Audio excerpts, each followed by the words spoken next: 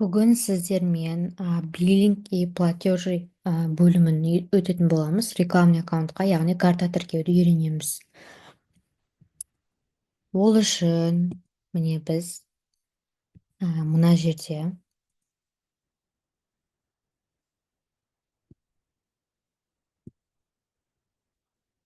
ADS менеджерге өтеміз.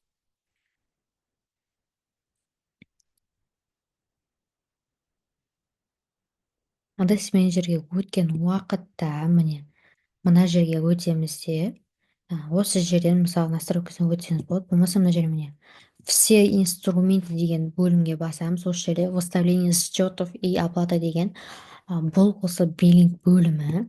Осыны басып кіреміз. Биллинг бөліміне кірген уақытта міне мына жерде өзіміздің немесе рекламный аккаунтымызды белгілеп аламыз. Міне мынау біздің бизнес менеджер.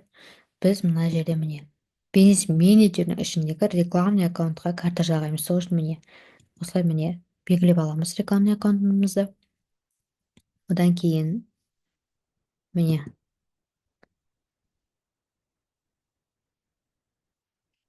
аккаунты деген бөлімге өтеміз. Осы жерде добавить способ оплаты дегенді.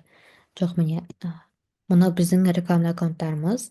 Соның ішінде сіз қайсысымен реклама жіберейін деп жатырсыз, сол рекламный аккаунтқа жалғайсыз. Міне рекламный аккаунт 1, 2, 3.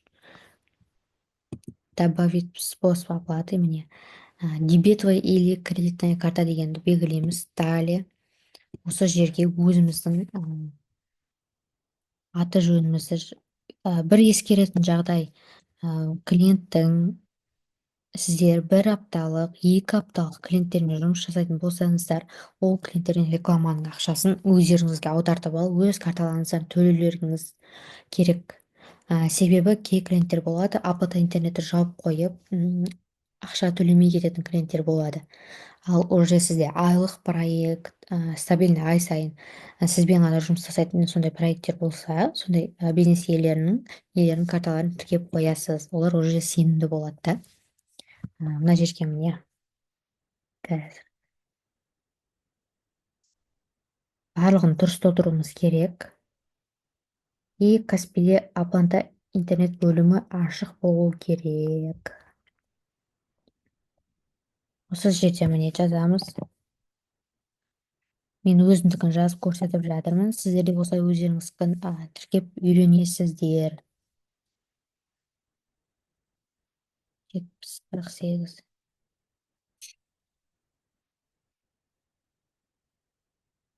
И CVV обязательно жазу керек болады. Жаңағыдай стабильный сайын жұмыс жасап жатқан клиенттеріңіз болса, осылай сұрап жазасыздар.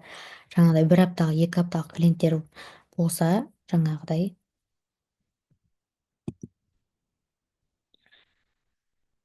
өздеріңіздің карталарыңызды тіркеп, өздеріңіздің карталарыңыздан төлейсіздер. Ол клиент ақша төлемей кетсе, сіздің рекламный аккаунтыңыз блокқа кетеді. Facebook сіздің картаңызды тексеру мақсатында $0 сондай алынды деп сообщение келеді. Каспи картаңыз болсын, басқа картаңыз болсын. Осылай міне карта жалғанды. Готовы басамыз. Уже бізде карта жалғанды. Енді міне способ оплаты бөлімінде міне мынау менің жаңа жалғаған картам. Удалить ету үшін осылай удалить етіп аламыз. Маған енді қазір өшірудің қажеті жоқ. Сіз керек емес болса осылай удалить етіп аласыздар. Енді бізде мына действие деген бөлім. Осы жерде міне біздің барлық рекламный аккаунттағы міне шығарған рекламамыз ошибка болған. Мысалы қанша доллар алынды, мынау алынған. Міне оплачено деп тұр. Уже рекламаға $22 алынған. Мұны ошибка деген менде оплата интернет бөлімі жабық болды. Солай міне рекламаға кеткен бюджет алынбай, рекламный аккаунтым блокқа кетіп, солай ошибка болып қалды. Уже төленді, міне жасыл болып шықты. Осылай шығып тұрады барлық осы жерде.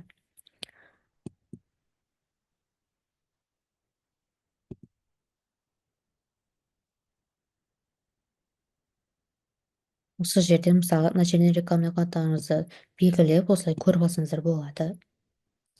мен енді сіздерге таза қылып көрсетіп жатырмын. Сіздер басына тіркелгеннен кейін түсініксіз болып қалмасын сіздерге деп. Вот осылай шығып тұрады барлығы осы жерде.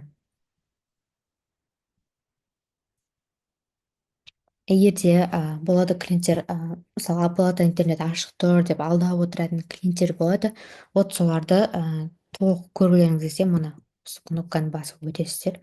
Осы жерде барлығы шығып тұрады. Міне, осы жерде барлығы көрініп тұрады міне.